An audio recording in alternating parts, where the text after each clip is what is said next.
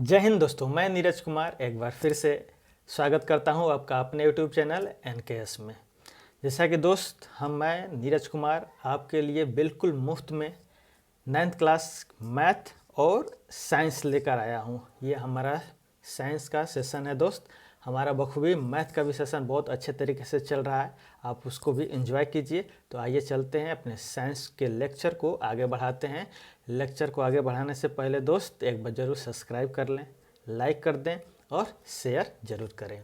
जैसा कि दोस्त हमने पिछले सेशन में देखा और बखूबी अच्छे तरीके से समझा कि किस प्रकार पदार्थ अपनी अवस्थाओं को बदल रहा है। हमने उसकी भूमिका में जो पदार्थ की अवस्थाएं बदल रहा है दोस्त, ठोस से द्रव हो रहा है, गैस हो रहा है, पुनः गैस अपना द्रव अवस्था में आ रहा है और द्रव ठोस में बदल रहा है। और हमने ये भी देखा कि किस प्रकार एक ठोस डायरेक्ट यानी कि द्रव में आए बिना किस प्रकार सीधे गैस में चला जा रहा है। इस प्रक्रिया को क्या कहते हैं, हमने बखूबी बहुत अच्छे तरीके से इसको समझा दोस्त।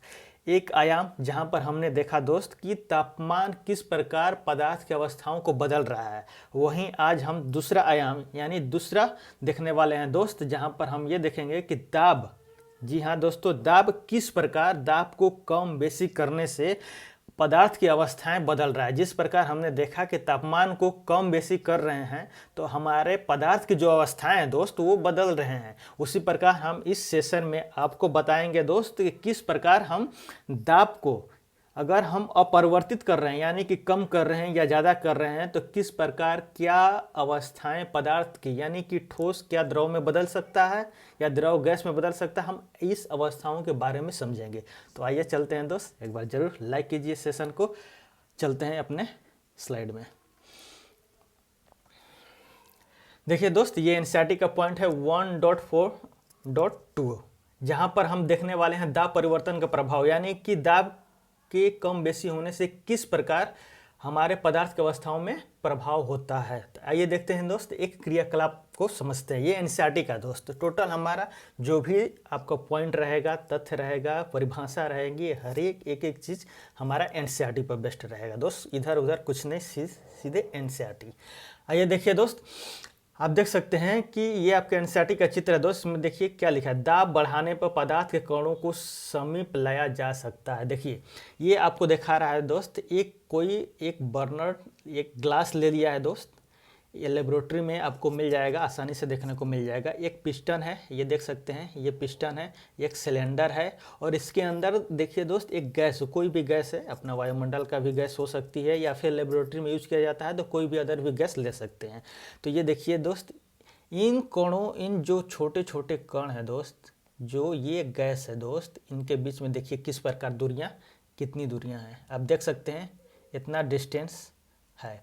अब इसी पिस्टन के थ्रू जो सिलेंडर में गैस भरी हुई है दोस्त, उस पिस्टन के थ्रू उस पिस्टन के ऊपर प्रेस किया जाता है, यानी क्या किया जाता है, दाब को और जोर से लगाया जाता है, प्रेस किया जाता है। तो आप देख सकते हैं यहाँ पर दोस्त इनके कणों, ये जो पार्टिकल है इनके बीच में देखिए दूरियां कितनी कम होती जा रही हैं। आप देख रहे हैं कि यहाँ पर दूरियां क्या थी, अधिक थी, यहाँ पर दूरियां थोड़ा उससे कम हो गई हैं और यहाँ पर देखिएगा दूरियां लगभग कम हो गई हैं। लगभग आपको देखने में यहाँ पर क्या जा रहा है दोस्त कि लगभग कम हो जा रही है। यानी हम क्या देख रहे हैं कि अगर हमारा कोई भी एक ऑब्जेक्ट में गैस भरा हुआ है दोस्त, अगर उसको हम प्रेस कर रहे हैं किसी के थ्रू, अगर वो प्रेस हो जा रहा है तो उसके गैस के जो कण हैं वो पास आते जाएंगे। क्या आते जाएंगे दोस्त, पास आते जाएंगे। आप देख सकते हैं किस प्रकार दबाया जा रहा है, तो ये प्रेस किया जा रहा है तो पास आते जा रहे हैं, और ज़्यादा प्रेस करेंगे तो और ज़्यादा वो पास आते जाएंगे। तो अब ये देखते हैं, समझते हैं, क्या इन कणों के पास आने से हमारे पदार्थ की अवस्थाओं में चेंज होता है। तो आइए समझते हैं दोस्त। अब देखिए दोस्त, यहाँ पर हम देख सकते हैं ये फैक्ट है दोस्त, ये टोटल हमारा एनसीईआरटी बेस्ड, हम पहले भी बोल रहे हैं दोस्त, सभी बोल रहे हैं, एनसीईआरटी से एक शब्द इधर उधर नहीं है, न कम है न ज़्यादा है, टोटल एनसीईआरटी बेस्ड है। आइए देखते हैं क्या कह रहा है। देखिएगा ध्यान से दोस्त कि दाब के बढ़ने और तापमान घटाने से गैस द्रव में बदल सकता है। अभी हमने देखा दोस्त, क्रियाकलाप किया तो हमने देखा किस प्रकार, हमने ये देखा यहाँ पर आप देख सकते हैं कि हमने यहाँ पर देखा कि किस प्रकार ये गैस को हम और प्रेस कर रहे हैं तो ये इनके कण पास होते जा रहे हैं, पास होते जा रहे हैं। देखिए यहाँ पर किस प्रकार पास हो गए। तो हमारा ये स्टेटमेंट यहीं से निकला है दोस्त। ये हमने जो क्रियाकलाप अभी देखा, ये स्टेटमेंट यहीं से निकला है। क्या निकला है कि अगर आप दाब बढ़ाएंगे, क्या करेंगे, अगर आप दाब बढ़ाएंगे या फिर दाब का हम पढ़ रहे हैं दोस्त, अगर आप दाब बढ़ाएंगे या फिर हमने पिछले सेशन में पढ़ा, पिछले स्लाइड सेशन में हमने क्या पढ़ा, तापमान घटाने पे हमने पढ़ा था कि तापमान घटाने में किस तरह गैस द्रव में और द्रव का तापमान घटाने पर किस तरह आपका ठोस में परिवर्तित हो जाता है। एक नॉर्मल एग्जांपल लेकर हमने आपको समझाया था दोस्त कि किस तरह एक वाष्प है उसको ठंडा करने पे जल में बदल जा रहा था और जल को फ्रिज में रखने पे किस तरह वो बर्फ में बदल जा रहा था। तो ये दोनों एक साथ दे दिया स्टेटमेंट। क्या दे दिया है, क्या कह रहा है कि दाब के बढ़ाने पे, ध्यान दीजिएगा, दाब बढ़ाते हैं। हमने अभी देखा पिस्टन से दाब बढ़ा रहे थे, जो पार्टिकल के जो बीच में रिक्त स्थान थे वो कम होते जा रहे थे। तो जाहिर सी बात है दोस्त, जब रिक्त स्थान ज़्यादा रहेगा तो कहीं ना कहीं गैस की प्रॉपर्टी हो जाएगी। अगर वही रिक्त स्थान उसकी अपेक्षा कम होगा, रिक्त स्थान कणों के बीच में, तो उसकी प्रॉपर्टी लिक्विड की तरह हो जाएगी। और ज़्यादा प्रेस करेंगे उसका रिक्त स्थान और नगण्य लगभग हो जाएगा, तो वो ठोस की प्रॉपर्टी हो जाएगी। तो हम क्या इस जो अभी क्रियाकलाप देखें दोस्त, उसमें हमने क्या पाया कि अगर दाब बढ़ा रहे हैं तो हमारा, और इसके साथ ही अगर तापमान घटा रहे हैं तो कोई भी गैस है वो द्रव में चेंज हो सकता है। किस में चेंज हो सकता है दोस्त, द्रव में चेंज हो सकता है। अब आइए दूसरा स्टेटमेंट देखिए, ध्यान से पढ़िएगा दोस्त, समझिएगा। ठोस कार्बन डाइऑक्साइड की बात कर रहा है दोस्त। आप देखते हैं कार्बन डाइऑक्साइड गैस वातावरण में, आप समझ सकते हैं कि हाँ कार्बन डाइऑक्साइड किस तरह प्रदूषण हो रहा है। तो ये वही कार्बन डाइऑक्साइड की बात कर रहा है दोस्त। ये जब कार्बन डाइऑक्साइड को दोस्त जब हाई प्रेशर पे, ध्यान से सुनिएगा, ये आपका एटमॉस्फेरिक प्रेशर है जो कार्बन डाइऑक्साइड आपका प्रदूषण फैला रहा है दोस्त, आपके आसपास वातावरण में मौजूद है, वो एटमॉस्फेरिक प्रेशर के अंतर्गत है। एटमॉस्फेरिक प्रेशर का मतलब कि जो आपके वायुमंडल में दोस्त जो हवाएं मौजूद हैं, और उस हवाओं में बहुत सारे ऑक्सीजन हो सकते हैं, नाइट्रोजन हो सकता है, और भी अदर गैसें हो सकती हैं, और आपका कार्बन डाइऑक्साइड भी हो सकता है, और बहुत सारी गैसें हो सकती हैं।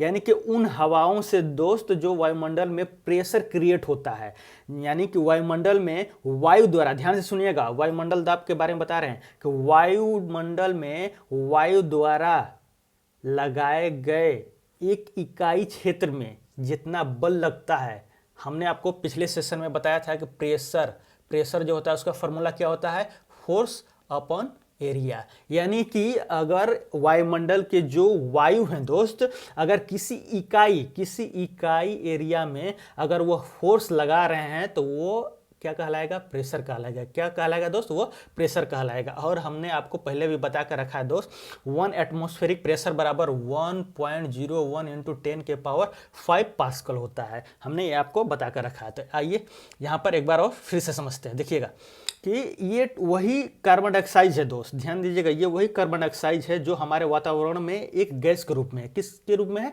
गैस के रूप में। जब इसी कार्बन डाइऑक्साइड को दोस्त हाई प्रेशर, जब बहुत ज़्यादा प्रेशर देंगे, जब ये मान लीजिए एक डिब्बा है, एक आप ये मान लीजिए एक कोई आपके सामने एक सिलेंडर लिया हुआ है, इसमें मान लीजिए ये कार्बन डाइऑक्साइड है, ये इस प्रकार क्या है, कार्बन डाइऑक्साइड गैस है। क्या है, गैस है। अब इसको हाई प्रेशर से, ध्यान दीजिएगा, अब इसको हाई प्रेशर से दोस्त, काफ़ी ज़्यादा हाई प्रेशर में, एक हाई प्रेशर जब देते जाएंगे तो एक ऐसी स्थिति आएगी दोस्त कि ये जो कार्बन डाइऑक्साइड गैस है ये ठोस रूप में हो जाएगा। किस रूप में हो जाएगा, ठोस रूप में हो जाएगा। और इसको देखेंगे तो इसको फ्रीजर में रखा जाता है। क्यों फ्रीजर में रखा जाता है, क्योंकि वहाँ पर तापमान कम है। क्यों, क्योंकि वहाँ पर तापमान कम है और उसको काफ़ी हाई प्रेशर में रखा गया है, जिसके वजह से जो कार्बन डाइऑक्साइड गैस है दोस्त वो ठोस अवस्था में दिखाई देता है। अब उसको जैसे ही आप वायुमंडलीय प्रेशर में लाएंगे, यानी कि जो आप प्रेशर दिए हैं, जो जितना आप अधिक प्रेशर दिए हैं दोस्त, वो जब वायुमंडलीय स्थिति में यानी वायुमंडल में लाएंगे तो उसका प्रेशर कम हो जाएगा। क्या हो जाएगा, कम हो जाएगा। तो वो जो ठोस अवस्था में कार्बन डाइऑक्साइड रहेगा दोस्त, वो गैस में बदल जाएगा। किस में बदल जाएगा, गैस में बदल जाएगा। ये हमने बखूबी समझा। वायुमंडलीय दाब किसे कहते हैं, हमने आपको बता दिया। वायुमंडलीय दाब सिंपल मतलब वायुमंडल में, अपनी वायुमंडल में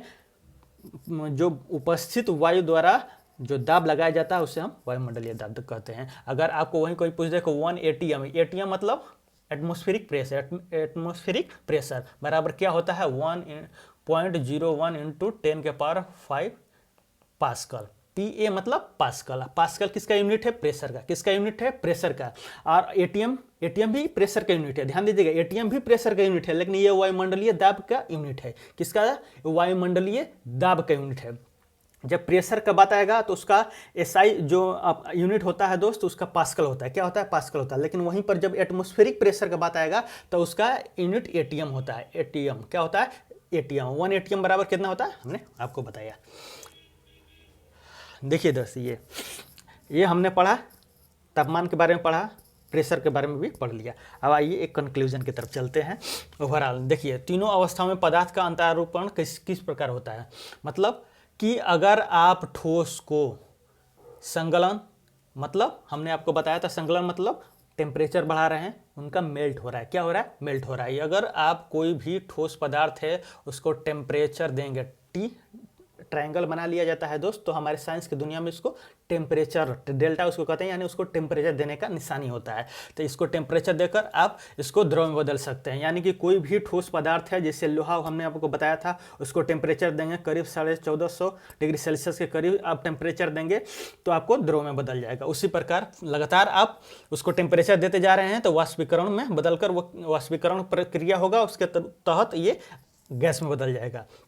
और ये उल्टा भी होता है, यानी कि अगर आप कहीं द्रव को यानी कम टेम्परेचर में ले जा रहे हैं तो वो ठोस में बदल जाएगा। यानी कि ये दोनों तीर का ध्यान से समझिएगा। ये तीर का मतलब हुआ कि ये ठोस द्रव में बदल रहा है, और यही शीतल देंगे, इसको शीतलन देंगे तो ये पुनः क्या? ठोस में बदल जा रहा है। वही यहाँ पर देख सकते हैं दोस्त कि अगर कोई ठोस है, ध्यान दीजिएगा, अगर कोई ठोस है उसको हम टेम्परेचर दे रहे हैं तो वो अगर डायरेक्ट गैस में बदल रहा है तो उसको हम ऊर्ध्वापातन कहेंगे। क्या कहेंगे? ऊर्ध्वापातन कहेंगे। क्या कहेंगे दोस्त? उसको हम ऊर्ध्वापातन कहेंगे। और वहीं पर अगर कोई गैस है वो डायरेक्ट द्रव में नहीं आ रहा है, वो डायरेक्ट क्या? ठोस में बदल जा रहा है, तो उसको भी शीतलन के उपरांत वो डायरेक्ट ठोस में बदल जा रहा है तो उसको भी ऊर्ध्वापातन कहेंगे। और संघनन मतलब कि हम शीतल दे रहे हैं गैस को। किसको? संघनन किससे संबंधित है दोस्त? जब गैस को आप शीतल यानी कि ठंडा प्रदान करेंगे तो वो गैस क्या में बदल जाएगा? द्रव में। हमने ये सब बखूबी बहुत अच्छे तरीके से पिछले सेशन में आपको बता कर रखा है। चलिए दोस्त, ये हमारा प्रश्न है। पहले हम नोट्स अपना तैयार करते हैं।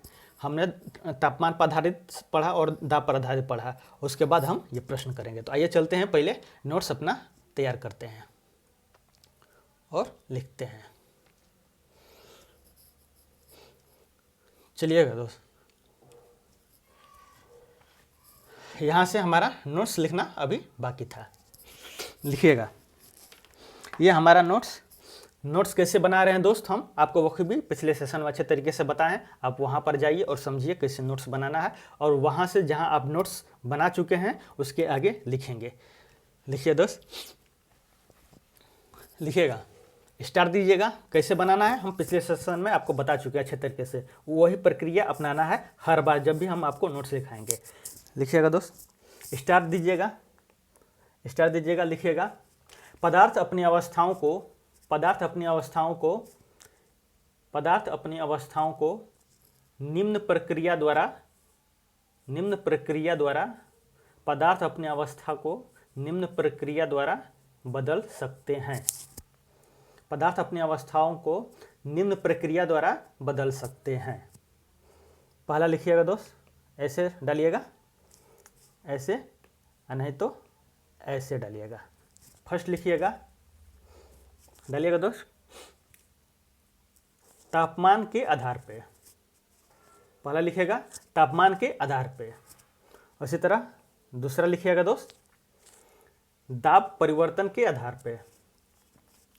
दूसरा लिखिएगा दाब परिवर्तन के आधार पे।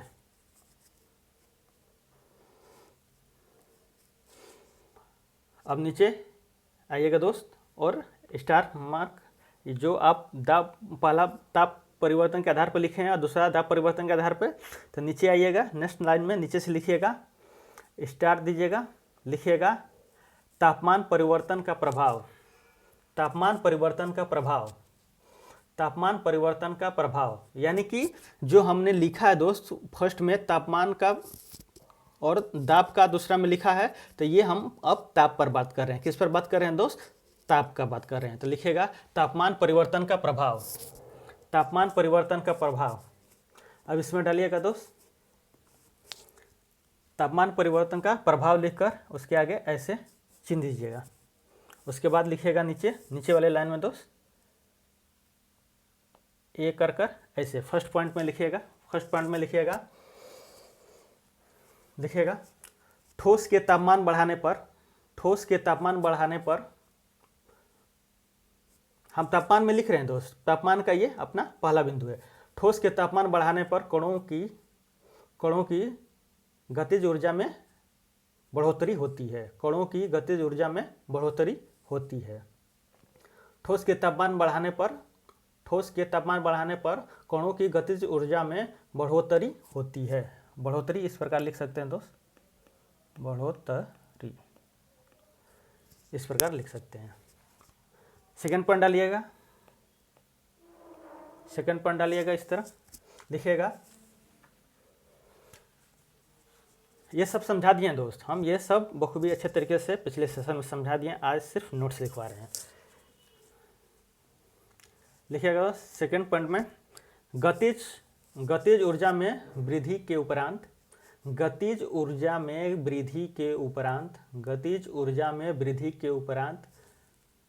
कण की गतिज ऊर्जा में वृद्धि के उपरांत कण अधिक तेजी से कंपन करते हैं। गतिज ऊर्जा में वृद्धि के उपरांत ऐसे लिख सकते हैं दोस्त, उपरांत गतिज ऊर्जा में वृद्धि के उपरांत कण अधिक तीव्र या अधिक तेजी से कंपन करते हैं। थर्ड पॉइंट लिखिएगा दोस्त, नीचे लिख दीजिएगा नीचे लाइन में साफ, ताकि आपको जब एग्जाम देना हो तो रिवीजन करेंगे तो एक भी पॉइंट ना छूटे और अच्छे तरीके से समझ में आए। लिखिएगा थर्ड पॉइंट में लगातार उष्मा देने के उपरांत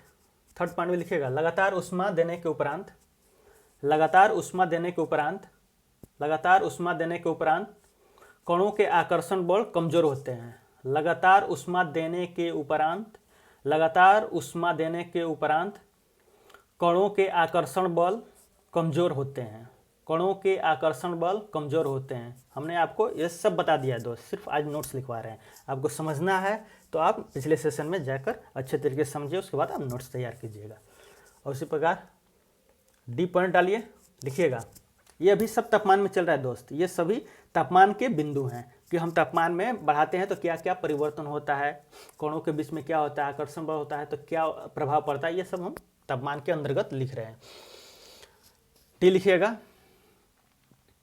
दोस्त, लगातार उष्मा डी में लिख रहे हैं दोस्त, लगातार उष्मा देने के उपरांत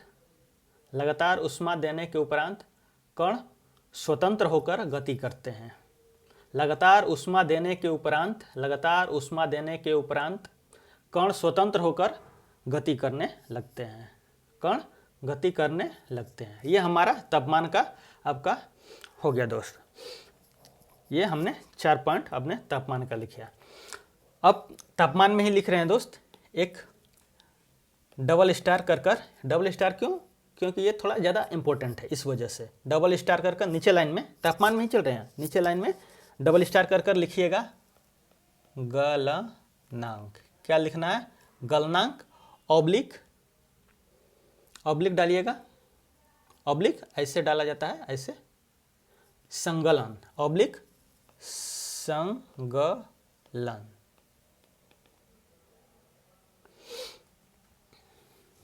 आप देख सकते हैं इस तरह संगलन लिखा गया है दोस्त। संगलन हमने आपको लिखाया है इस तरह, संगलन डबल स्टार देकर गलनांक ऑब्लिक संगलन, ये दोनों को एक साथ क्यों लिखा है? क्योंकि ये दोनों एक ही चीज़ें हैं। अब इस प्रकार उसके आगे डैश दीजिएगा, लिखिएगा उसके आगे लिखिएगा दोस्त, जब किसी ठोस पदार्थ को जिस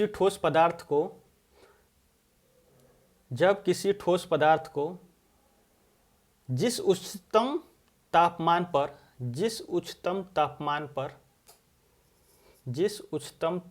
पे जब किसी ठोस पदार्थ को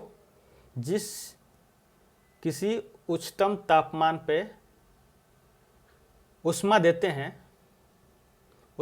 हैं और वह अंततः और वह अंततः द्रव में बदल जाता है, द्रव में बदल जाता है, उस तापमान को गलनांक कहते हैं। उस तापमान को गलनांक कहते हैं। क्या कहते हैं दोस्त? गलनांक या संगलन। यानी कि जब ऐसा तापमान, यानी कि जिस तापमान पे आप अपने तरह से भी लिख सकते हैं दोस्त। एक बार आप समझ जाएंगे क्या प्रोसेस है, समझ गए तो आप अपने तरीके से भी लिख सकते हैं। यानी कि ऐसे भी लिख सकते हैं कि जिस तापमान पे जो कोई भी, यानी जिस तापमान पे जब एक ठोस पदार्थ द्रव में बदल जाता है तो उस तापमान को गलनांक कहा जाता है। अब इस प्रकार भी आप अपने से भी क्रिएट कर सकते हैं। हो गया दोस्त, संगलन और गलनांक लिख लिए। अब उसके नीचे आइएगा और एक डबल स्टार फिर से दीजिएगा। डबल स्टार, ये सब अभी तापमान में चल रहा है दोस्त, ध्यान दीजिएगा। ये सब तापमान में अभी जितना भी चल रहा है तापमान में चल रहा है। डबल स्टार फिर से दीजिएगा दोस्त, लिखिएगा। लिखिएगा, ये लाइन आपके सामने है दोस्त, इसको लिखना है आपको। क्या कह रहा है हम आपको समझाए हैं दोस्त। लिखिएगा, किसी ठोस का गलनांक उसके कणों के बीच के आकर्षण बल के सामर्थ्य को दर्शाता है। किसी ठोस का गलनांक उसके कणों के बीच के आकर्षण बल के सामर्थ्य को दर्शाता है। ये लिख लीजिएगा। अब ये चलते हैं दोस्त अपने नेक्स्ट पॉइंट में। यहाँ पर स्टार दीजिएगा दोस्त, यहाँ से एक और स्टार दीजिएगा और लिखिएगा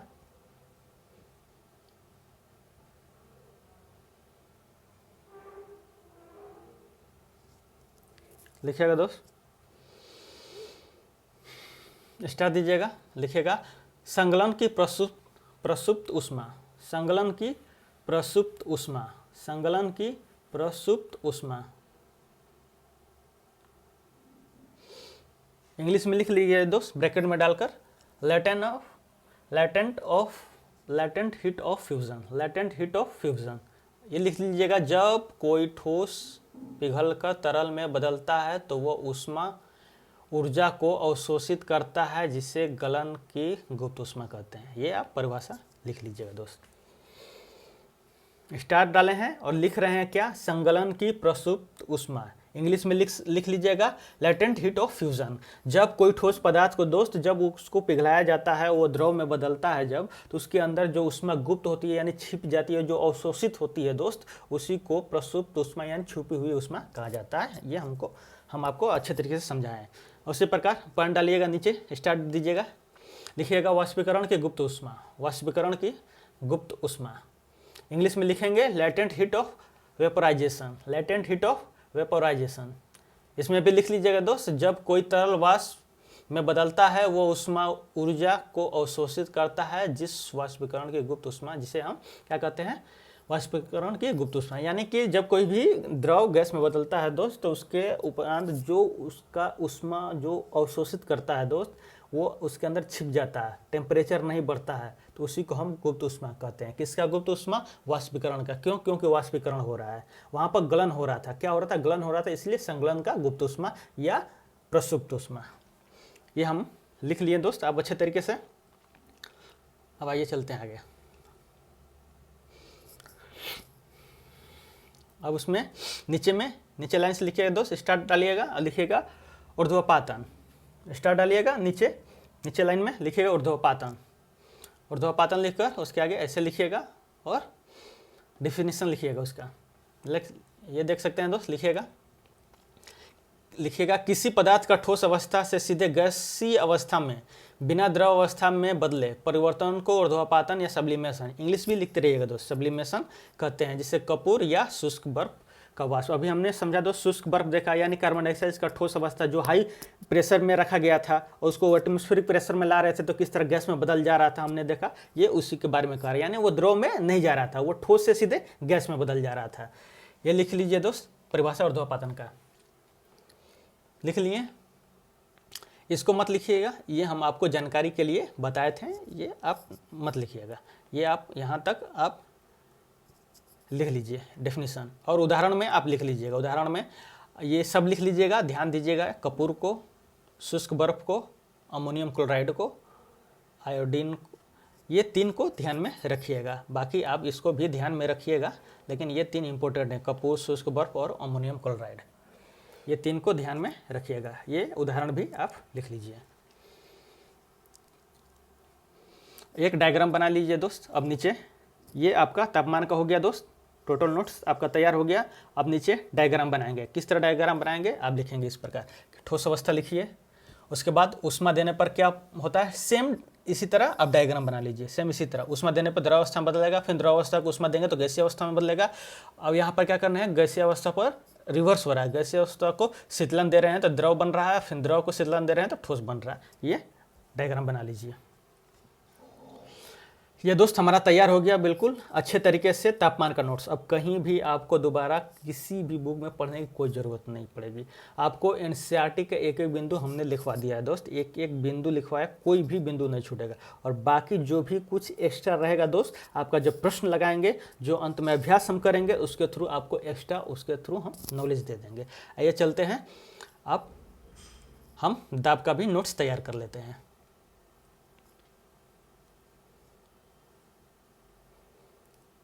जल्दी से करेंगे दोस्त। जैसा कि हमने आपको तापमान, ये जो भी अभी लिखा है दोस्त, वो सब तापमान के अंदर हेडिंग था। अब वहाँ पर स्टार्ट दीजिए, नीचे 2 लाइन छोड़ दीजिएगा, 1 2 लाइन छोड़ दीजिएगा, उसके बाद लिखिएगा। पहला में हमने आपको बताया था तापमान लिखे थे, तापमान का प्रभाव देखे थे, तापमान परिवर्तन का प्रभाव लिखे थे पहला में। अब उसके 2 लाइन छोड़िएगा दोस्त, उसके नीचे लिखेगा दूसरा में क्या लिखेगा, दाब परिवर्तन का प्रभाव। क्या लिखेंगे, दाब परिवर्तन का प्रभाव, दाब परिवर्तन का प्रभाव। क्या लिखेंगे, दाब परिवर्तन का प्रभाव। लिखिए जल्दी से दोस्त। पहला हमने तापमान परिवर्तन का प्रभाव लिख लिया है, वो सभी नोट्स हमने तैयार कर लिया है। ऊर्ध्वपातन, गलनांक, प्रसुप्त ऊष्मा, वाष्पीकरण का प्रसुप्त ऊष्मा, संगलन का प्रसुप्त ऊष्मा, सब हमने लिख लिया वो खूबी। अब दूसरा पॉइंट डालिएगा और लिखिएगा दाब परिवर्तन का प्रभाव, दाब परिवर्तन का प्रभाव। अब इसमें लिखिए दोस्त, दाब परिवर्तन का प्रभाव में पहला पॉइंट लिखिए, दाब परिवर्तन का प्रभाव कर ऐसे दे दीजिए और नीचे इस प्रकार पहला पॉइंट लिखिए। पहला पॉइंट लिखिए, लिखिएगा दाब के बढ़ाने, ये सब समझा दीजिए, अभी जस्ट समझाएं। दाब के बढ़ाने और तापमान घटाने से गैस द्रव में बदल सकती है। लिखिएगा दोस्त, पहला पॉइंट में क्या लिखना है, दाब के बढ़ने और तापमान घटाने से गैस द्रव में बदल सकती है। ये पहला पॉइंट। दूसरा पॉइंट लिखिएगा, दूसरा पॉइंट लिखिएगा दोस्त, जब हम दूसरा पॉइंट लिख रहे हैं दोस्त, ये पहला पॉइंट आप लिख लिया, दूसरा पॉइंट लिख रहे हैं, जब हम कार्बन डाइऑक्साइड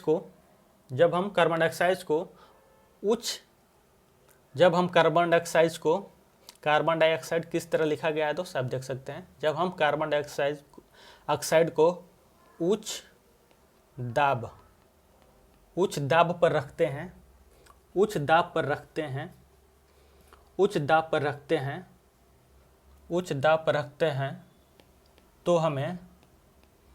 तो हमें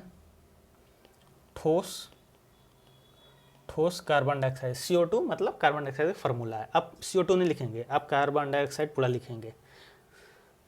तो हमें ठोस कार्बन डाइऑक्साइड प्राप्त होता है, तो हमें ठोस कार्बन डाइऑक्साइड प्राप्त होता है, जिसे हम ड्राई आइस भी कहते हैं। क्या कहते हैं, ड्राई आइस। क्या कहते हैं, ड्राई आइस, सूखा बर्फ, शुष्क बर्फ, मतलब हिंदी में इसको लिखेंगे तो शुष्क बर्फ। क्या, शुष्क बर्फ। ये आपका सेकंड पॉइंट हुआ। थर्ड पॉइंट लिखिए दोस्त, वायुमंडलीय दाब। थर्ड पॉइंट, ये first point, second point, third point, इस तरह लिखिए और लिखिए वायुमंडलीय दाब। वायुमंडलीय दाब इस प्रकार डालिए, वायुमंडलीय दाब लिखकर इस प्रकार चिन्ह दीजिए और इसके आगे लिखिए। लिखेंगे दोस्त, वायुमंडल में उपस्थित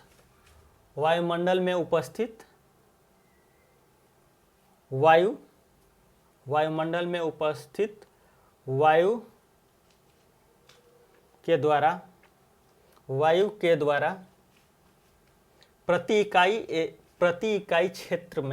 प्रति इकाई क्षेत्र में वायुमंडल में उपस्थित वायु के द्वारा प्रति इकाई क्षेत्र में लगने वाला बल, प्रति इकाई क्षेत्र में लगने वाला बल वायुमंडलीय दाब कहलाता है। वायुमंडलीय दाब कहलाता है। ये आपका डेफिनेशन हो गया दोस्त।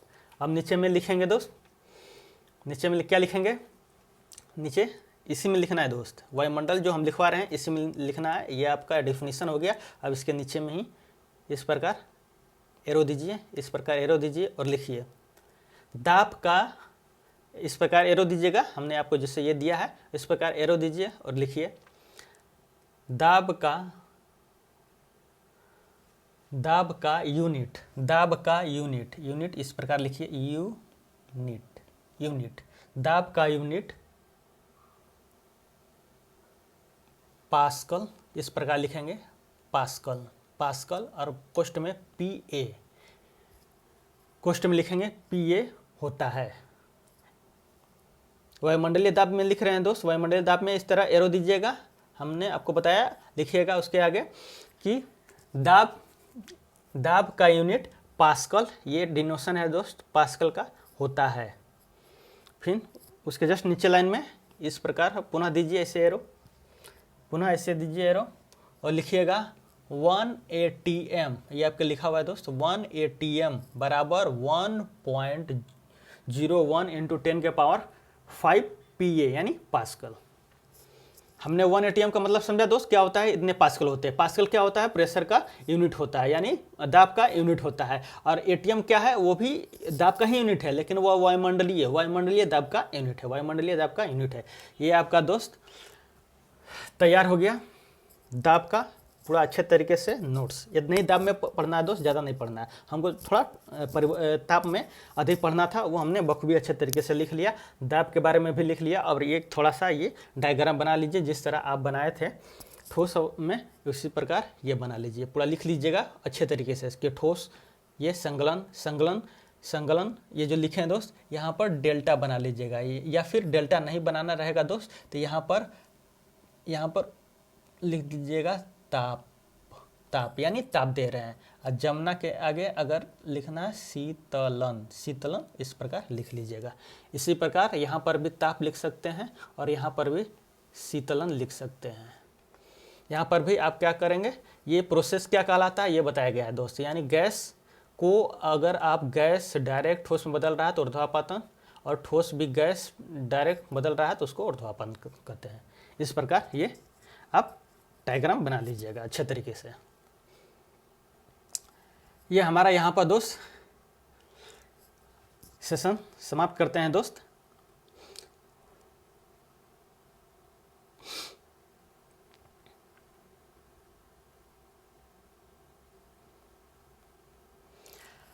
तो यहाँ पर दोस्त हमारा नोट्स तैयार हो गया, जहाँ पर हमने पदार्थ की अवस्थाओं को देखा, किस प्रकार दो तरीके से वो अपनी अवस्थाएं बदल सकते हैं, तापमान के आधार पर और दाब परिवर्तन के आधार पर। हमने बहुत बखूबी अच्छे तरीके से समझा कैसे, और हमने उसका नोट्स भी तैयार कर लिया। नेक्स्ट क्लास में मिलेंगे दोस्त, जहां पर हम प्रश्नावली को हल करेंगे और 1.5 जो नया टॉपिक है दोस्त 1.5 NCERT का वाष्पीकरण, वहाँ से समझने का कोशिश करेंगे और अच्छे तरीके से समझेंगे और अपना बखूबी नोट्स भी बहुत अच्छे तरीके से तैयार करेंगे, क्योंकि जब एग्ज़ाम नज़दीक आए तो आप अच्छे से रिवीजन कर सके। मिलते हैं दोस्त नेक्स्ट क्लास में।